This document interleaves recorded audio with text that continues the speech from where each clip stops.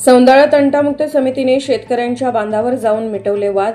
नेवासा तालुक्यातील समाज हिताचे निर्णय घेण्यासाठी प्रसिद्ध असलेल्या ग्रामपंचायतच्या तंटामुक्त समितीने नेवासा कोर्टात चालू असलेल्या शेतकऱ्यांचे वाद प्रत्यक्ष बांधावर जाऊन मिटवले आहेत, अशी माहिती लोकनियुक्त सरपंच शरद आरगडे यांनी दिली आहे।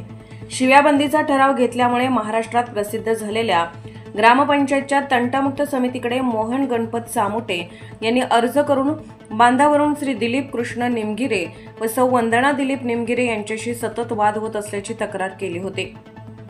त्या अर्जावरून तंटामुक्त समिती अध्यक्ष वैशाली आरगडे यांच्या सांगण्यावरून सौंदाळा शिवार गट नंबर 124-1 आणि गट नंबर 123 येथे प्रत्यक्ष जाऊन पाहणी करून बांधावर तार बांधून बांध सरळ केला। त्यानंतर सदर बांधावर तात्काळ पोल उभे करण्यास सांगून पोल उभे करण्यासाठी फक्की टाकून दिली। सदरचा वाद तंटामुक्त समितीच्या सांगण्यावरून सामुटे व निमगिरे या दोन्ही कुटुंबातील व्यक्तींनी सामोपचाराने समजून घेऊन एकमेकांना सहकार्य करून वाद मिटवले आहेत।